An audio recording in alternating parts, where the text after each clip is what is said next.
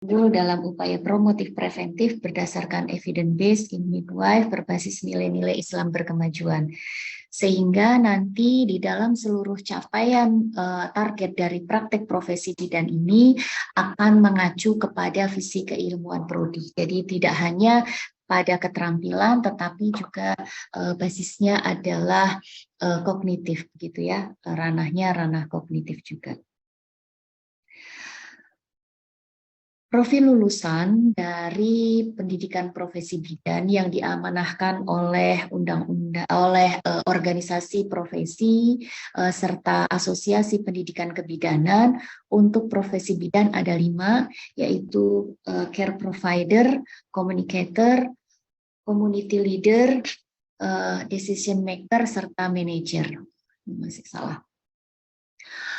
Oke, kalau teman-teman ahli media kebidanan atau lulusan dari D3 kebidanan hanya memiliki 1 CP, yaitu sebagai care provider saja. Tetapi teman-teman yang menempuh pada pendidikan profesi bidan akan memiliki 5 CP atau CPL, capaian lulusan. Yaitu di samping teman-teman sekalian menjadi care provider atau pemberi asuhan, teman-teman juga menjadi communicator, menjadi community leader, menjadi decision maker, serta menjadi manager. Sehingga nanti praktek yang kita lalui berupaya untuk memenuhi dari profil lulusan yang diharapkan.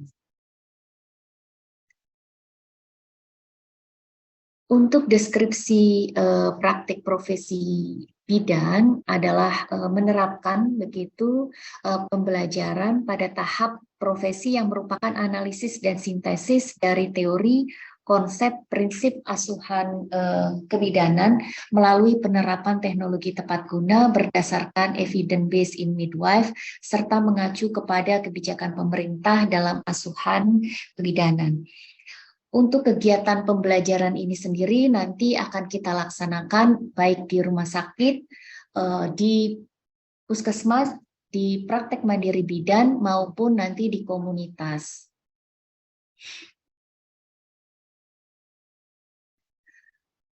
Pada praktek profesi bidan kali ini, teman-teman nanti akan melalui 12 stase, yaitu meliputi dari yang pertama adalah keterampilan dasar praktik kebidanan, kemudian ada pranikah dan prakonsepsi, kehamilan, persalinan, bayi baru lahir,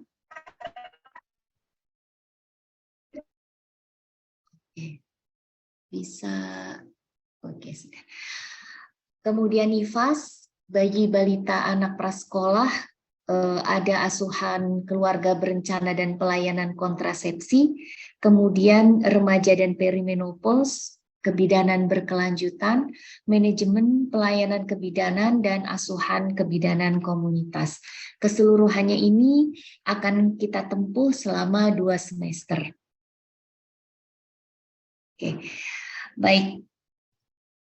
Ini merupakan jadwal yang akan kita lalui bersama di profesi bidan untuk yang dimulai pada semester genap ini.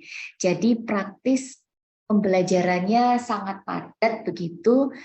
Yang akan kita mulai yaitu di Panum yang kemarin sudah dibuka oleh Bapak Dekan, dan hari ini mulai dengan 13 Maret akan kita mulai sampai dengan berakhir keseluruhan nanti di uji kompetensi nasional.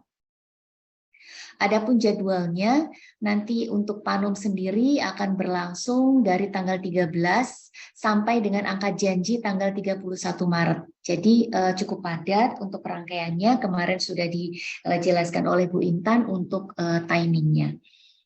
Sedangkan untuk pelaksanaan praktiknya nanti kita akan mulai dari 10 April begitu sampai dengan 13 Januari 2024. Ada 36 minggu yang akan kita lewati, meliputi 4 rotasi atau kita sebut sebagai 4 round. Rotasinya sendiri akan kita lalui, yang pertama adalah rotasi yang ada di rumah sakit. Ini selama 20 minggu akan berlangsung dari tanggal 10 April sampai dengan 2 September. Karena kita mulainya adalah di bulan Ramadan, begitu, nanti teman-teman akan mendapatkan libur Lebaran, begitu. Jadi pemberitahuan ini juga sudah kami sampaikan kepada lahan praktek yang akan digunakan, begitu. Teman-teman akan mendapatkan jeda lebaran atau libur lebaran dari tanggal 19 sampai 25 April 2023. Sehingga silahkan bagi teman-teman yang ada keperluan atau misalnya pulang dan lain sebagainya, silahkan di tanggal tersebut. Tidak ada lagi yang menyatakan bahwa belum sampai ke tempat begitu ya, atau belum kembali karena tidak ada tiket dan lain sebagainya. Silahkan, kami pikir teman-teman sudah dewasa begitu ya, jadi sehingga sudah bisa mengatur mana yang menjadi kewajiban teman-teman sekalian. Sekali lagi, libur Lebaran tanggal 19 sampai dengan 25 April 2023. Kemudian dari rotasi 1 yang berakhir tanggal 2 September 2023 ini nanti akan ada jeda gitu. Jadi di setiap rotasi kita akan memiliki jeda 1 minggu. Jeda tersebut digunakan untuk teman-teman pindah lokasi. Yang pertama, yang kedua untuk menyelesaikan target yang harus diselesaikan di setiap roundnya. Jeda ini berlangsung selama 1 minggu. Untuk jeda yang pertama adalah tanggal 4 sampai 9 September. Untuk berikutnya adalah rotasi di puskesmas maupun di praktek mandiri bidan. Jadi di rotasi 2 dan rotasi 3 nanti kita akan dibagi menjadi 2 kelompok besar. Satu kelompoknya akan mulai dulu di puskesmas dan satu kelompoknya akan mulai di praktek mandiri bidan. Nanti kemudian di round berikutnya akan di switch gitu ya. Jadi tidak ada yang tidak melalui puskesmas misalnya, atau sebaliknya tidak ada yang tidak melalui PMB. Semuanya nanti akan melalui, hanya waktunya saja yang berbeda. Untuk pelaksanaan round 2 sendiri akan kita laksanakan tanggal 11 September sampai dengan 21 Oktober 2023 selama 6 minggu, kemudian jeda 23 sampai dengan 28 Oktober. Dilanjutkan dengan round yang ketiga, yaitu tanggal 30 Oktober sampai dengan 9 Desember 2023. Kemudian nanti ada jeda kembali tanggal 11 sampai dengan 16 Desember.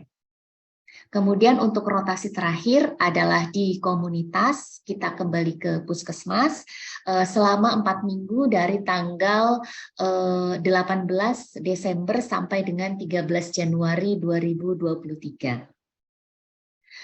Setelah itu ada jeda waktu 2 minggu. Nah, jeda waktu 2 minggu adalah jeda untuk penyelesaian seluruh kegiatan praktek, yaitu meliputi ujian, meliputi upload laporan, begitu. Karena teman-teman nanti akan mengupload laporannya pada sistem, begitu ya.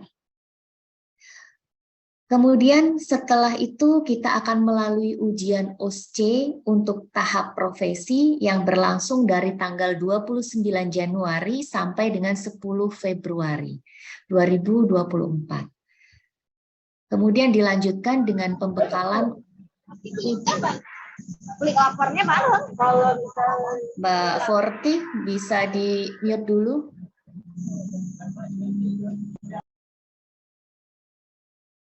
Oke, baik. Selanjutnya ada pembekalan uji kompetensi nasional, yaitu tanggal 19 sampai 24 Februari 2024. Kemudian nanti insya Allah kita akan mengikuti uji kompetensi nasional di tahun 2024 adalah tahap 1, periode 1, tahapan pertama. Begitu. Jadwal secara nasional insya Allah ada di bulan Maret 2024. Jadi harapannya seluruh mahasiswa nanti bisa mengikuti uji kompetensi nasional di bulan Maret 2024. Jadi praktis teman-teman sekalian, jadwal untuk praktek profesi bidan ini memang sangat padat. Jadi seperti yang kami sampaikan kemarin, mohon bisa menjaga kondisi kesehatan, bisa menjaga semangat begitu, karena tentu saja ini sesuatu yang tidak mudah, tetapi karena kita sudah memulai begitu, maka mari kita akhiri bersama dengan baik pula begitu. Jadi konsisten, mudah-mudahan saling mengingatkan untuk terus tetap semangat. Berikutnya ini adalah SKS begitu, SKS yang akan teman-teman tempuh. Di profesi bidan ini kita mempunyai 36 SKS yang kemudian terbreakdownkan menjadi 2 semester begitu ya. Semester 1 nanti akan kita lalui dengan 17 SKS dan semester 2 nanti akan kita lalui dengan 19 SKS. Walaupun nanti waktu pelaksanaannya di rotasi 1 kita akan melakukan selama 20 minggu gitu ya. Jika ada yang bertanya kira-kira berapa waktu begitu, waktu tempuh gitu ya, waktu tempuh yang dilakukan selama praktek kurang lebih satu kali shift begitu ya, satu kali shift itu kurang lebih di 7 jam efektif begitu ya, 7 jam efektif. Jadi teman-teman tetap memiliki hari libur di setiap minggunya begitu, kurang lebih bisa mendapatkan 1 sampai 2 kali libur di setiap minggunya. Tetapi untuk jam kerja efektifnya untuk memenuhi dari 36 SKS ini adalah 7 jam efektif. Baik, ini adalah mapping yang akan kita lalui selama praktik profesi ini. Jadi nanti di rotasi 1 kita akan melalui selama 20 minggu. Begitu di 20 minggu ini nanti teman-teman akan pindah bangsal begitu. Jadi yang di surat permohonan yang kami sampaikan ke Lahan dan yang sudah mendapatkan jawaban, nanti teman-teman pertama jadi keseluruhan mahasiswa nanti akan melalui stase KDPK terlebih dahulu selama 3 minggu begitu. Jadi bisa teman-teman akan mendapatkan bangsal umum dulu selama 3 minggu untuk memenuhi target KDPK. Nah, nanti karena ada jeda lebaran di sana, begitu sehingga nanti sepertinya jauh lebih panjang begitu ya, padahal tidak. Yang kita hitung tetap adalah minggu efektifnya, ya dikurangi dengan jeda lebarannya. Sehingga waktunya sepertinya cukup panjang. Tanggal yang ada di sini adalah tanggal permulaan minggu, ya teman-teman. Jadi ini adalah tanggal permulaan minggu. Jadi nanti kok 1 Mei gitu ya. Ya maksudnya 1 Mei adalah mulainya di minggu yang ketiganya teman-teman praktek. Jadi nanti yang kita mulakan pada 1 Mei nanti akan berakhir di 6 Mei. Jadi nanti teman-teman akan melalui stase KDPK ini sampai dengan 6 Mei. Kemudian nanti akan pindah ke Poli, ke VK, ke Bangsal Nifas, bisa jadi akan mendapatkan perina begitu ya, NICU, atau nanti bergantung kepada mapping dari lahan praktek. Di dalam stase atau rotasi 1 ini nanti teman-teman akan mendapatkan stase manajemen begitu. Tugas yang ada di rotasi 1 keseluruhannya adalah tugas individu kecuali nanti di manajemen. Di manajemen nanti ada 4 minggu terakhir yang kita gunakan untuk stase manajemen. Di stase manajemen ini nanti teman-teman akan membuat laporan begitu mengenai bagaimana tentang pelayanan kebidanan terutama di ruangan tersebut, baik itu meliputi dari personalnya begitu, kemudian jam kerjanya, pelayanannya dan lain sebagainya. Nanti akan dikupas begitu oleh teman-teman melalui stase manajemen ini. Untuk mulai dari yang KDPK, di Poli, Nifas dan lain sebagainya itu merupakan tugas individu. Yang di manajemen nanti merupakan tugas kelompok. Berikutnya ini ada 3 rotasi berikutnya. Ini teman-teman nanti akan masuk di semester 2. Kalau yang atas ini adalah teman-teman masuk di semester 1. Kemudian yang berikutnya nanti akan masuk di semester 2. Di semester 2 ini nanti teman-teman akan melalui stase di remaja, pranikah, COC, COC-nya ada 2, balita anak, KB, serta di komunitas. Begitu. Untuk keseluruhannya, ini adalah tugas individu, kecuali komunitas yang nanti menjadi tugas kelompok. Teman-teman sekalian, target yang dicapai pada profesi bidan ini, kita menggunakannya adalah, targetnya adalah open. Gitu ya. Open itu artinya target ini terbuka sepanjang perjalanan teman-teman praktek. Tetapi untuk ujian stase nanti terkunci gitu ya. Jadi di rotasi 1 teman-teman wajib untuk ujian stase KDPK, kehamilan, persalinan, BBL, NIFAS, dan manajemen. Untuk ujian stasenya. Baik, saya ulang. Kalau targetnya itu open, maknanya adalah misal ternyata saya pas di rotasi 2 saya dapat kehamilan, saya mau ambil pasiennya, boleh silahkan. Tetapi untuk ujian kehamilannya itu ada di rotasi 1. Ya, jadi di rotasi 1 ini nanti ada 6 ujian, ada KDPK.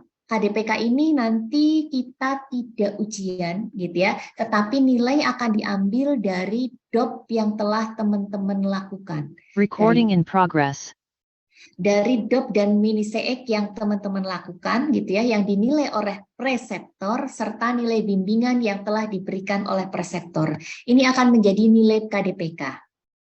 Untuk berikutnya ada kehamilan, persalinan, BBL, NIFAS, dan manajemen. Jadi silahkan teman-teman bisa memanage waktu dengan baik, begitu ya. Maksudnya di sini, misal teman-teman kedapatan ini ada di bangsal VK, maka ketika di VK itu teman-teman sebelum keluar dari bangsal VK harus sudah menyelesaikan ujian persalinannya. Gitu. Jadi nanti ujian yang dilakukan di rotasi 1, saya ulang, ada 6 ujian, yaitu ujian KDPK yang saya dijelaskan tadi, menggunakannya DOP, mini CX, serta penilaian dari preseptor. Yang kedua adalah kehamilan, ketiga persalinan, keempat BBL, yang kelima NIFAS, dan yang keenam manajemen. Untuk ujian stase, kita memiliki beberapa metode ujian. Kalau tadi ujian KDPK menggunakan DOP dan BS dan mini CX yang dinilai oleh preseptor saja, untuk kehamilan dan persalinan, ujiannya menggunakan laporan kasus yang dimiliki oleh mahasiswa. Jadi kehamilan dan persalinan menggunakan ujian kasus yang dimiliki oleh mahasiswa. Nanti modelnya seperti apa nanti akan dijelaskan oleh dosen-dosen yang lain, begitu ya, setelah saya. Kemudian untuk BBL dan NIFAS, ujiannya menggunakan Osler.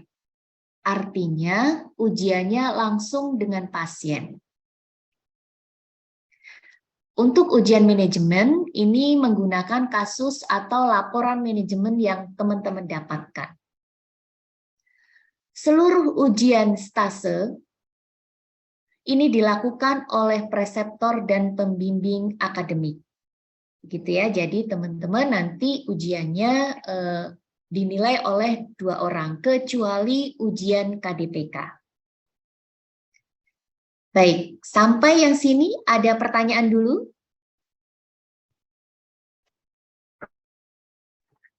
Belum, Ibu.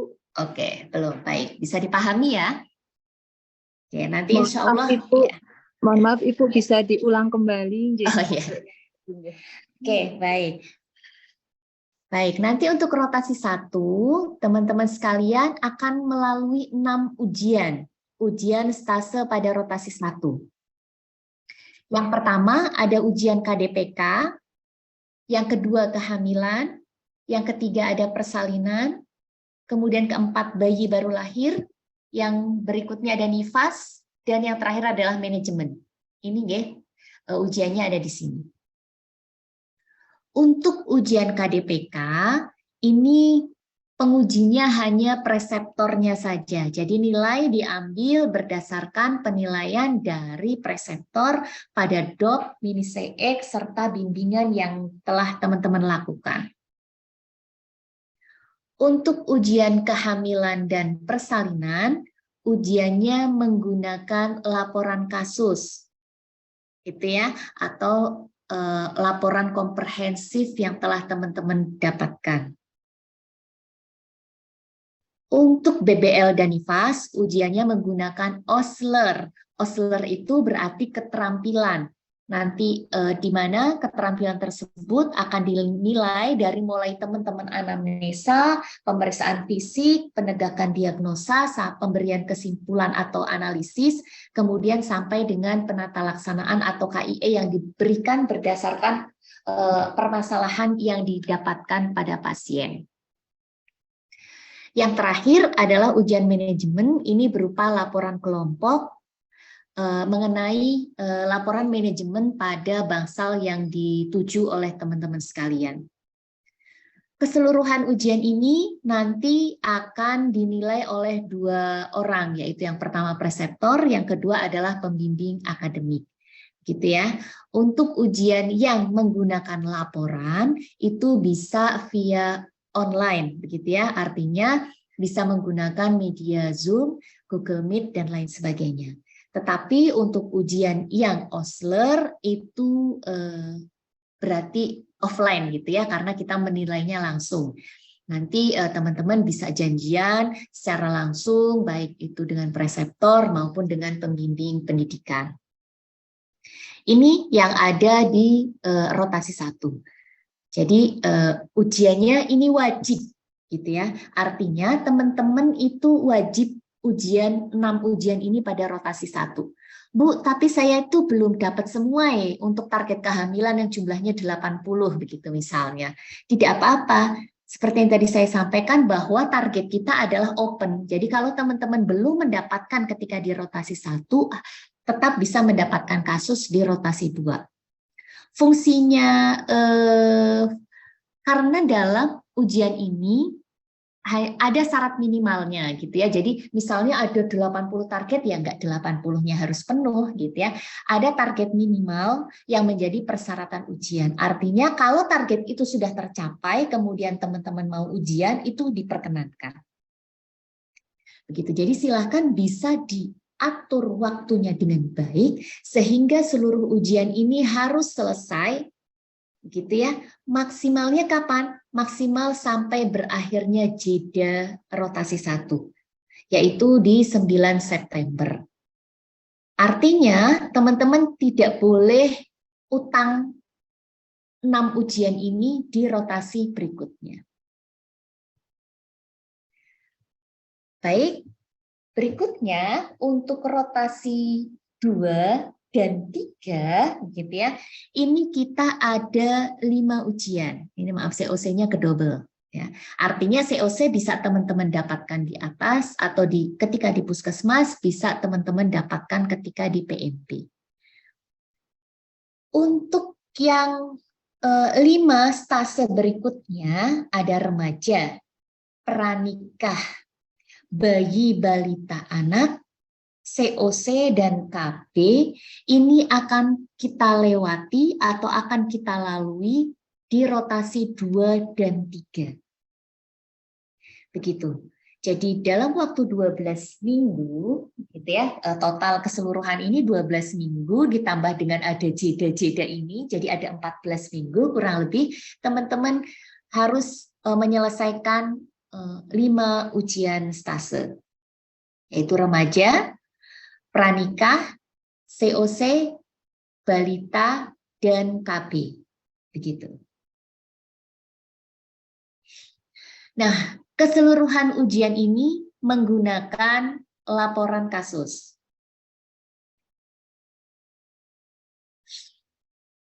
Jadi ini yang digunakan nanti adalah laporan kasus yang teman-teman dapatkan.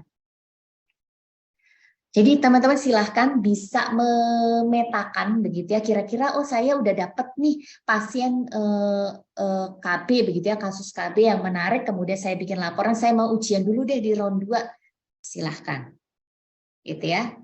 Atau saya maunya nanti misalnya saya bagi deh yang ini gitu ya. 2 ujian saya di round 2, 3 ujian saya di round 3. Silahkan. Begitu.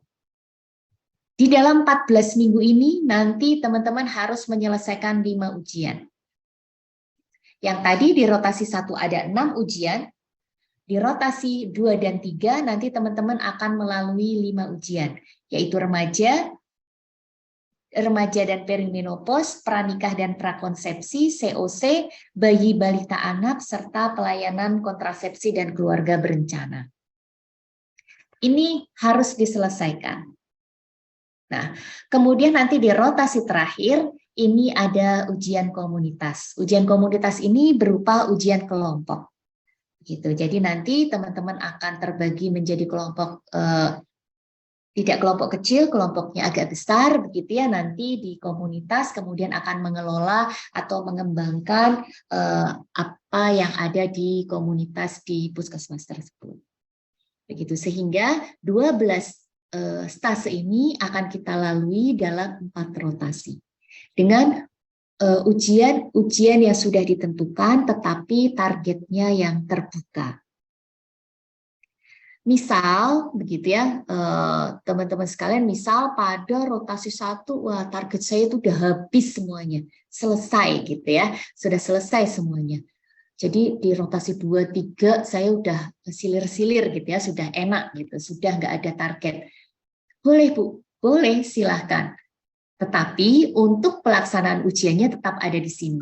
Jadi teman-teman harus tetap memiliki kasus yang dibuat untuk ujian pada rotasi 2 dan 3. Dan yang menjadi catatan adalah ketika target sudah tercapai keseluruhan, maka teman-teman tetap harus melakukan praktek. Kita tahapannya adalah belajar, gitu. Jadi tidak berhenti belajar hanya karena targetnya telah selesai. Tetapi kesempatan ini digunakan untuk terus mengasah keterampilan, baik itu berupa skill maupun berupa kognitif maupun juga berupa afektif atau sikap yang bisa kita asah terus-menerus di dalam memberikan asuhan kepada pasien. Jadi tidak ada kata ketika target sudah usai atau sudah selesai maka kita santai begitu ya. Maksudnya target itu udah terus jadi males-malesan gitu, tidak gitu. Karena ini adalah ranahnya adalah ranah pembelajaran, jadi akan terus-menerus mengasah kemampuan kita baik itu secara keterampilan, secara kognitif maupun secara sikap. Saya yakin rekan-rekan semua yang di sini juga sudah banyak yang bekerja, itu pasti juga tidak berhenti begitu ya, karena dengan adanya pasien tentu saja itu akan terus mengasah kemampuan dari teman-teman sekalian. Maka gunakan kesempatan yang ada untuk terus dan terus belajar. Baik, ini target capaiannya gitu ya. Wah, banyak sekali gitu ya targetnya. Ini adalah amanah dari organisasi asosiasi pendidikan begitu ya, bahwa target capaian kompetensi itu totalnya ada 418 kasus yang dibagi menjadi 12 stase ini. Begitu. Teman-teman tidak usah khawatir, tidak usah bingung, waduh setahun dapat kasus segitu tuh gimana caranya gitu ya. Insya Allah bisa tercapai karena dari 418 kasus yang menjadi target ini akan kita breakdown-kan menjadi beberapa metode pembelajaran. Oke, ini saya lewati dulu, lewati saja. Bentar. Nah, saya ke sini saja dulu. Dari total 418 target tadi akan terbreakdown-kan menjadi beberapa metode. Ada metode bimbingan, ada metode evaluasi, serta ada laporan. Begitu ya, sehingga totalnya ada 418 kasus atau 418 target. Untuk metode bimbingan nanti akan dijelaskan berikutnya, itu meliputi ada case-based discussion, CBD, kemudian ada bedside teaching, ada tutorial kasus, ada refleksi kasus, ada manajemen kasus, ada journal reading, dan ada 1-minute preceptor. Apa itu gitu ya, nanti akan dijelaskan pada sesi selanjutnya. Untuk metode evaluasi, ini nanti ada DOP, ada mini CX, dan ada Osler. Kemudian untuk pelaporannya, nanti ada laporan data fokus, kemudian ada laporan komprehensif, gitu ya. Data fokus berarti hanya berupa data fokusnya saja. Begitu. Sedangkan jika laporan komprehensif itu berarti mulai dari bab pendahuluan, landasan teori, kemudian kasusnya serta pembahasan. Itu yang disebut sebagai laporan komprehensif. Kalau data fokus berarti hanya datanya saja, gitu ya. Berarti SOAP saja.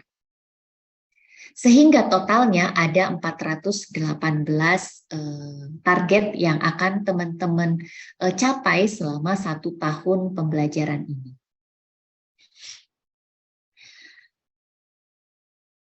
Nanti di dalam buku panduan insya Allah sudah di breakdown-kan, misalnya BST-nya itu apa saja, DOP-nya itu apa saja, begitu ya, sehingga teman-teman bisa mengikuti itu.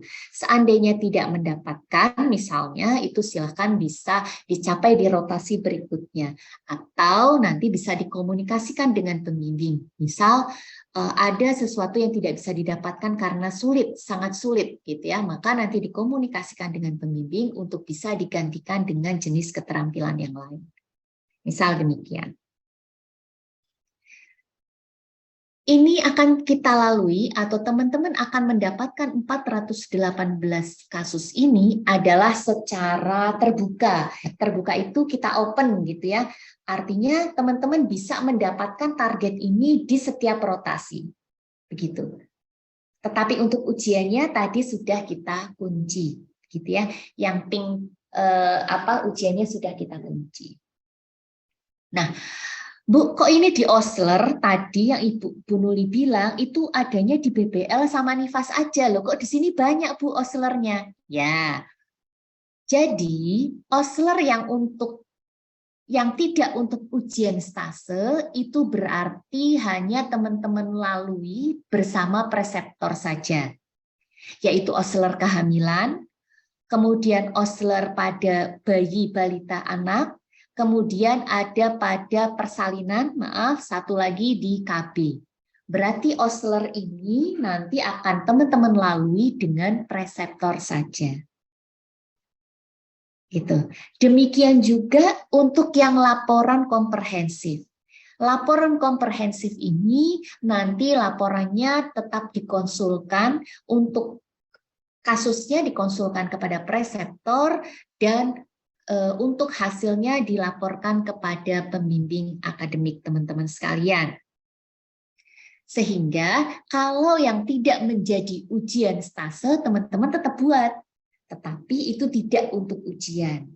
Jadi bisa dikonsulkan sampai mendapatkan ACC dari pembimbing akademik.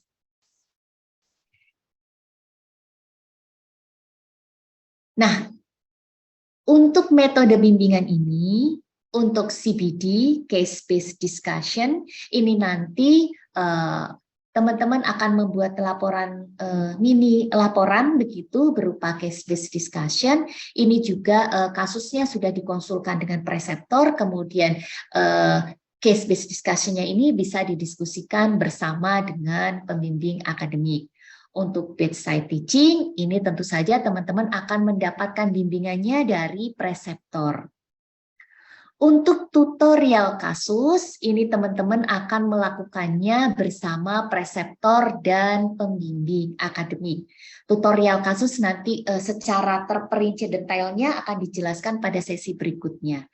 Nah, tutorial kasus ini akan dilalui bersama preseptor dan pembimbing. Untuk refleksi kasus, ini nanti dengan pembimbing akademik. Untuk manajemen kasus, ini nanti dengan pembimbing akademik dan juga preseptor, karena ini digunakan untuk ujian. Untuk journal reading, nanti akan dilalui bersama dengan pembimbing akademik.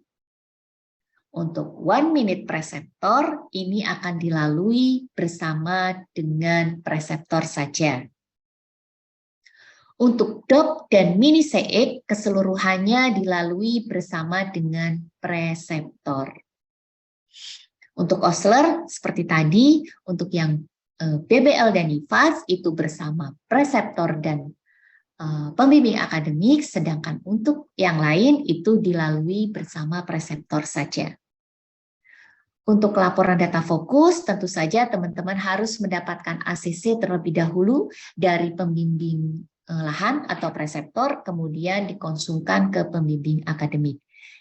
Demikian juga untuk laporan komprehensif. Untuk kasusnya silahkan mendapat ACC dulu dari preseptor, kemudian silahkan dibuat menjadi sebuah laporan lengkap. Keseluruhan target ini nanti akan teman-teman upload di SIM yang kita sebut sebagai SIM giat. Gitu ya, nanti pasca dari silakan teman-teman konsentrasi dulu di Panum, kemudian pasca itu di tengah-tengah Panum nanti kita akan melakukan KRS, teman-teman akan melakukan 2 KRS, 1 KRS lahan, yang kedua adalah KRS akademik. Begitu. KRS akademik gunanya adalah untuk membuka portal PD Dikti. Yang kedua, KRS lahan ini digunakan untuk mengupload laporan yang telah teman-teman dapatkan selama praktek. Begitu ya, jadi nanti teman-teman akan melakukan 2 KRS. Insya Allah akan kita pandu di minggu berikutnya. Baik, ini adalah target yang akan teman-teman dapatkan selama praktek profesi. Begitu ya, jadi ada 418. Sampai sini ada pertanyaan?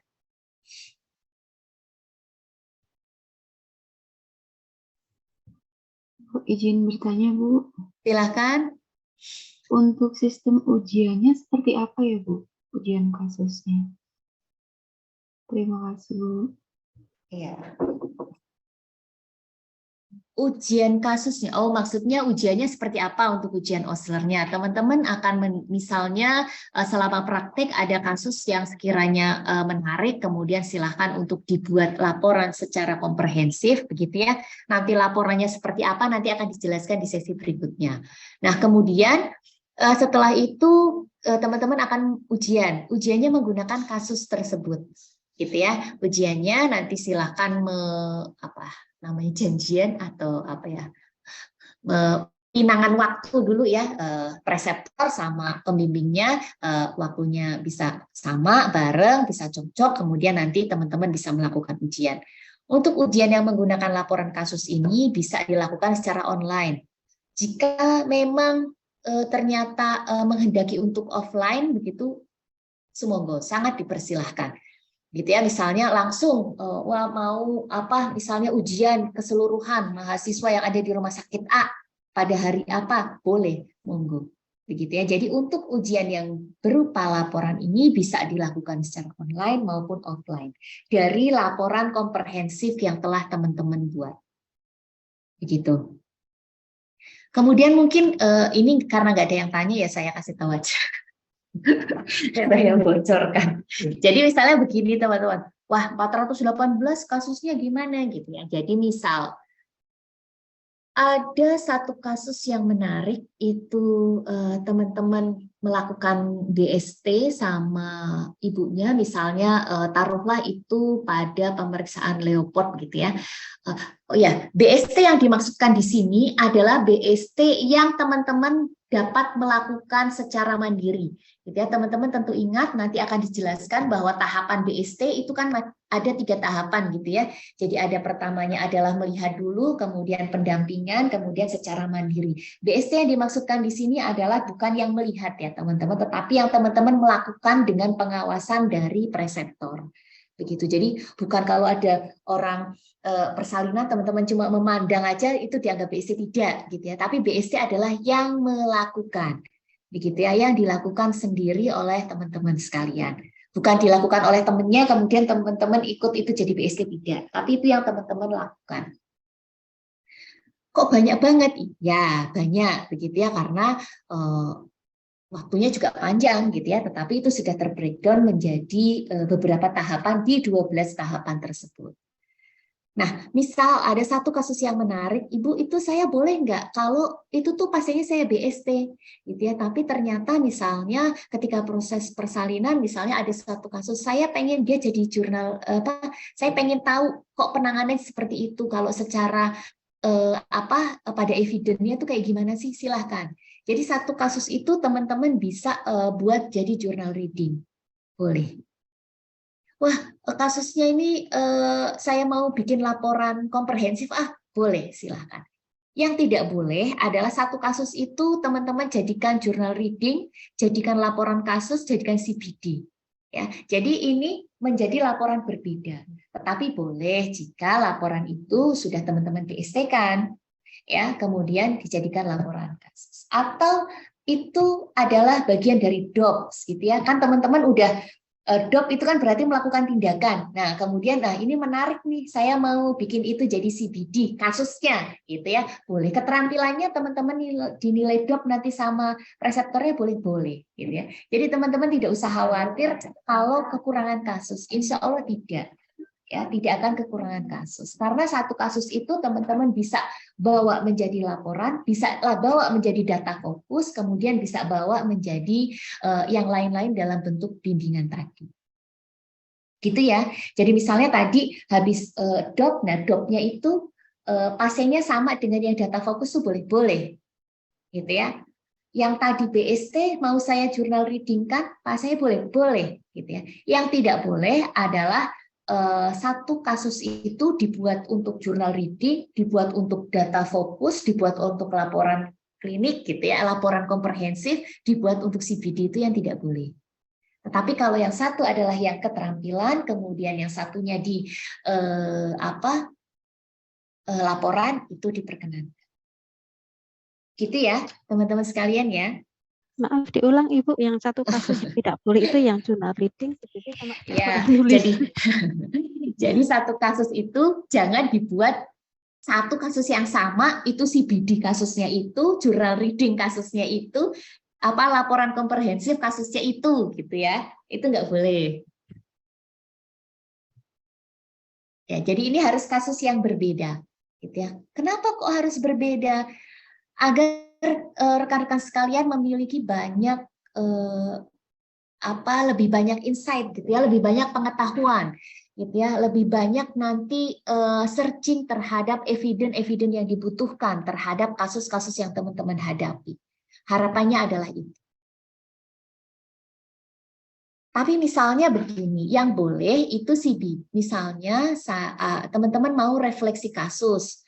Kasusnya sangat menarik. Kalau refleksi kasus ini kan biasanya pada kasus yang unik, gitu ya. Kalau di sini ada 2 tipe, yaitu ada yang fresh graduate, berarti dia baru pertama kali untuk mendapatkan kasus. Misalnya tiba-tiba mahasiswa mendapatkan kasus tentang eklamsi, itu menarik, gitu ya, menarik sekali. Dan bagi teman-teman yang sudah bekerja, mungkin sudah beberapa kali melihat eklamsi, tetapi biasanya mungkin ada penanganan yang oleh dokter gitu ya, itu ada penanganan yang unik misalnya begitu, itu mau dijadikan refleksi kasus boleh-boleh. Atau refleksi kasus ini adalah pada sesuatu yang tidak seharusnya. Jadi misalnya orang masang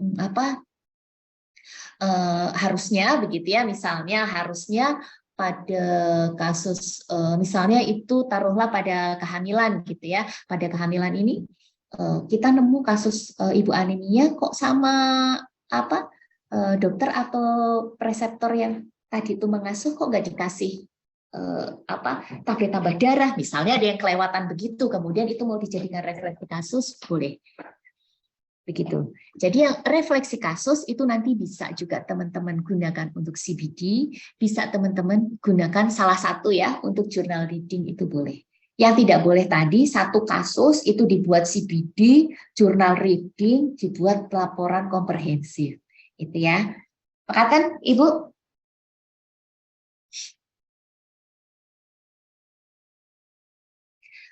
Oke, saya lanjutkan. Baik, ini untuk komponen penilaian, jadi nanti keseluruhan teman-teman sekalian dari apa yang teman-teman dapatkan selama praktek itu menjadi poin penilaian. Baik itu CBD, BST, refleksi kasus, semua target itu ada poin penilaiannya. Dan itu akan menjadi satu kesatuan penilaian gitu ya, jadi komponen penilaian. Itu. Jadi seluruhnya akan membangun menjadi satu nilai stase gitu ya. Jadi baik itu nilai dari lahan maupun nanti nilai dari pembimbing akademik. Nah, ini tadi yang saya sampaikan, walaupun kita open station, teman-teman sekalian bisa untuk ujian. Nah, syarat ujiannya apa? Syaratnya cuma ini loh. Syaratnya hanya ini. Minimal punya 5 BST, 1 journal reading, dan 1 drop, teman-teman bisa ujian. Ya, untuk jumlahnya nanti bergantung kepada target gitu ya. Ada yang cuma 1, ada yang cuma 2 gitu ya. Tuh. Jadi kalau teman-teman sudah punya 5 BST, 1 journal reading, dan 1 drop, itu nanti teman-teman bisa mengajukan untuk melakukan ujian. Begitu. Nah, nanti dari tim akan share gitu ya pendaftaran ujian gitu ya, syarat ujiannya diupload, kemudian teman-teman janjian waktu dengan preseptor dan pembimbing untuk melakukan ujian stase. Baik. Oke, di sini disampaikan kalau tidak lulus itu diberikan kesempatan untuk ujian ulang, gitu ya. Oke, ini yang berikutnya adalah KRS akademik, gitu ya. Untuk KRS akademik pada semester gasal, jadi teman-teman nanti jangan itu ya semester 1 gitu ya, saya bilangnya semester 1 aja mungkin ya, atau karena teman-teman mulainya di genap, tapi teman-teman semesternya itu baru semester 1, tapi kita mulai di kalender akademik Unisanya itu adalah di semester genap. Tapi bagi teman-teman nanti adalah semesternya gasal gitu ya, 1.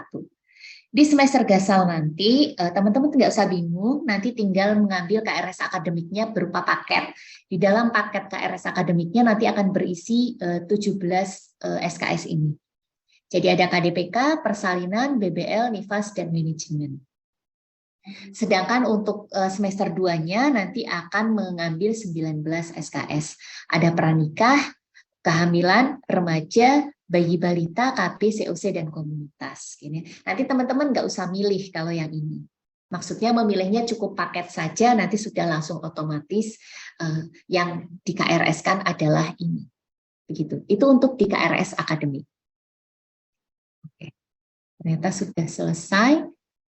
Baik, sampai sini. Oh iya. Untuk tata tertib bagi mahasiswa, berarti teman-teman sekalian harus mengikuti rangkaian seluruh kegiatan praktik ini 100%. Apabila ada, kalau nggak ada keterangan atau nggak izin gitu ya, maka teman-teman harus mengganti 2 kali praktek yang ditinggalkan. Kalau nggak izinnya sehari, berarti dihitung utangnya 2. Kalau sakit, nanti ada surat keterangan dokter, nanti silahkan bisa menggantikan sesuai dengan hari yang ditinggalkan. Nah, jika ada kepentingan yang itu ada surat tugas yang diketahui atau dikeluarkan oleh pendidikan, nanti itu dianggap masuk. Jadi misalnya ada tugas menjadi relawan X begitu selama 2 hari begitu. Nah, surat tugasnya itu udah ada dan dikeluarkan oleh pendidikan, oleh kampus itu karena mewakili Unisa itu nanti dianggap masuk kalau itu. Tetapi kalau tidak berarti hitungannya adalah mengganti sesuai hari yang ditinggalkan. Baik, mungkin itu yang bisa saya sampaikan untuk metode-metode yang akan teman-teman lalui selama proses profesi ini nanti akan dijelaskan oleh dosen-dosen yang lain. Baik, sampai di sini ada pertanyaan teman-teman sekalian? Izin bertanya, Bu. Oh iya, Bu Ani dulu silahkan.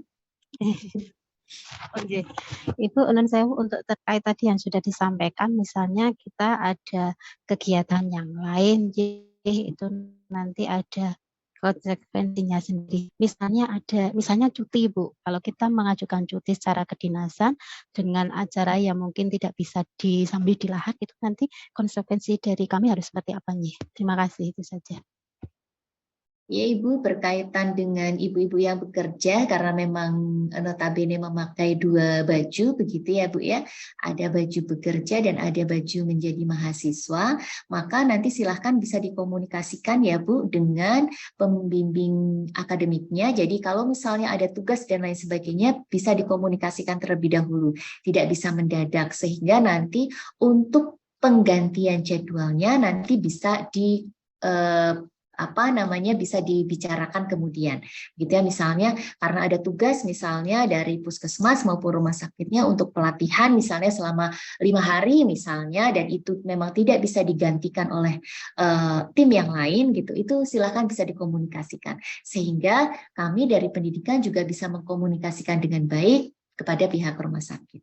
Begitu, artinya seluruh kegiatan yang berkaitan dengan praktek, walaupun teman-teman sekalian ada yang bekerja itu harus sepengetahuan gitu ya Bu ya. Jadi misalnya nanti dari pendidikan tidak ditegur bahwa mahasiswa A ini nggak masuk gitu ya, padahal nggak masuknya itu karena ada tugas. Sehingga ketika sudah dikomunikasikan, nanti kami bisa membantu untuk mengkomunikasikan penggantian jadwalnya. Makatan Ibu Ani? Iya, terima kasih, Bu Nuli. Selanjutnya, silakan. Bu Nuli mau G, silakan Bu Mita. kaitannya yang disampaikan Bu Nuli tadi, salah satu yang diujikan di round 1 itu adalah kehamilan. Ngoten Bu? Dan Iya, betul. di KRS yang ditempuh itu di semester 1 tidak ada kehamilan. Iya. Itu pripun Bu Nuli? Baik, terima kasih Bu Mita. Ya, yang stase kenapa kok ujian kehamilan ada di rotasi 1 sedangkan KRS-nya kita ada di rotasi 2 begitu ya.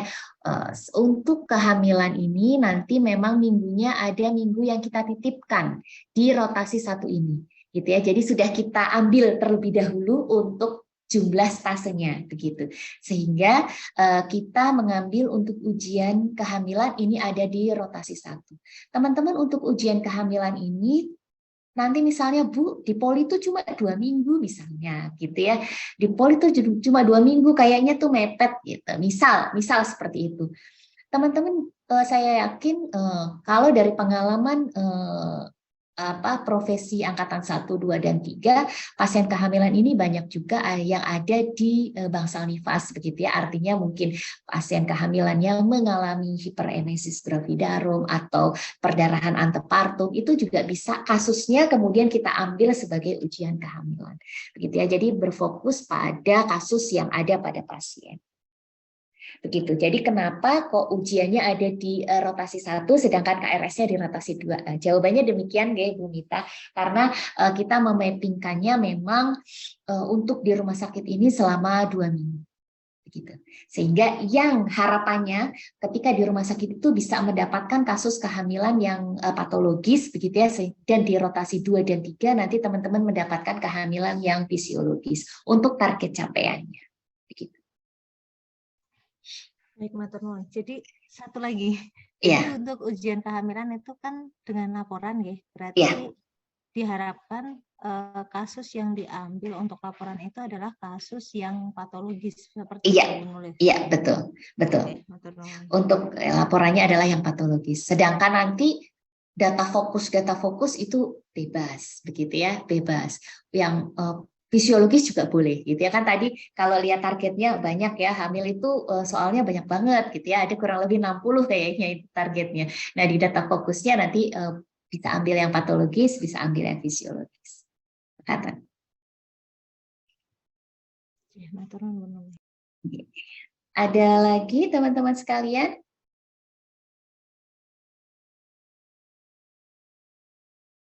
Untuk buku panduannya, insya Allah nanti kami upayakan di akhir minggu nanti bisa teman-teman dapatkan begitu ya.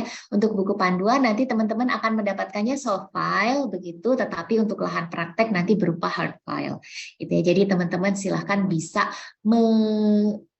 print gitu ya, atau mengcopy sendiri untuk buku panduannya. Nanti teman-teman akan mendapatkan satu buku hard yaitu buku logbook. Di mana buku logbook itu nanti akan berisikan seluruh target capaian yang harus teman-teman dapatkan. Nah, di dalam logbook itu silahkan nanti bisa ditulis tanggalnya, kemudian target yang teman-teman dapatkan begitu, kemudian ada tanda tangan dan juga cap basah dari lahan praktek. Seperti itu. Jadi nanti teman-teman masing-masing akan mendapatkan logbook. Insya Allah nanti logbooknya kami bagikan sebelum teman-teman turun ke lahan praktek. Sedangkan untuk buku panduan teman-teman bisa print out sendiri begitu ya. Kami memberikannya dalam bentuk soft file.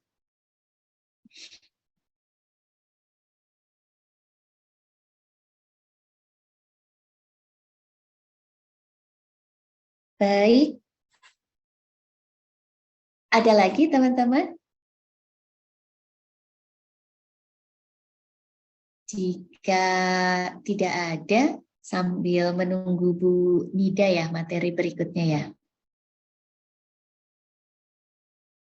Bu Nida sampun rawuh dereng.